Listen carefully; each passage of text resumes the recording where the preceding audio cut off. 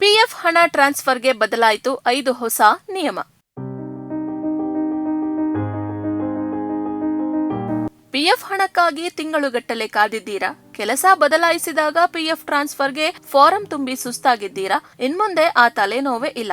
EPFO 2026ರಲ್ಲಿ ಜಾರಿಗೆ ತಂದಿರುವ 5 ಪ್ರಮುಖ ಬದಲಾವಣೆ ಇಲ್ಲಿದೆ. ಮೊದಲನೆಯದು ಸ್ವಯಂಚಾಲಿತ ಪಿಎಫ್ ವರ್ಗಾವಣೆ. ಕೆಲಸ ಬದಲಾಯಿಸಿದಾಗ ನಿಮ್ಮ ಯುಎಎನ್ ಆಧಾರ್ ಲಿಂಕ್ ಆಗಿ ಕೆವೈಸಿ ಪೂರ್ಣ ಆಗಿದ್ರೆ ಪಿಎಫ್ ಹಣ ಹಳೆ ಖಾತೆಯಿಂದ ಹೊಸ ಖಾತೆಗೆ ವರ್ಗಾವಣೆ ಆಗುತ್ತೆ. ಪ್ರತ್ಯೇಕ ಅರ್ಜಿ ಸಲ್ಲಿಸೋದು, ಹಳೆ ಮತ್ತು ಹೊಸ ಕಂಪನಿಗಳ ಅನುಮತಿ ಪಡೆಯೋದು ಇದೆಲ್ಲ ಈಗ ಬೇಡ.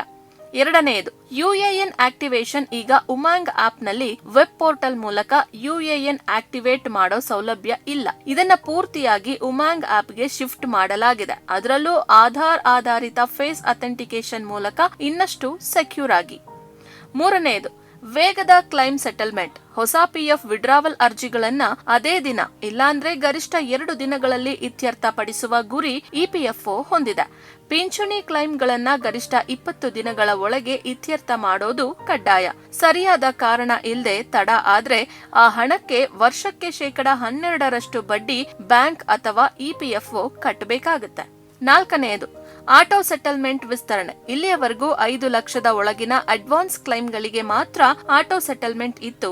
ಈಗ ಇದನ್ನ ಅಂತಿಮ ಹಣ ಪಡೆಯುವಿಕೆಗೂ ವಿಸ್ತರಿಸಿದ್ದಾರೆ. ಪ್ರಕ್ರಿಯೆ ಇನ್ನಷ್ಟು ವೇಗ ಮತ್ತು ಸುಲಭ ಇದರಿಂದ ಆಗತ್ತೆ. ಐದನೆಯದು ಯುಪಿಐ ಮೂಲಕ ಪಿಎಫ್ ಹಣ.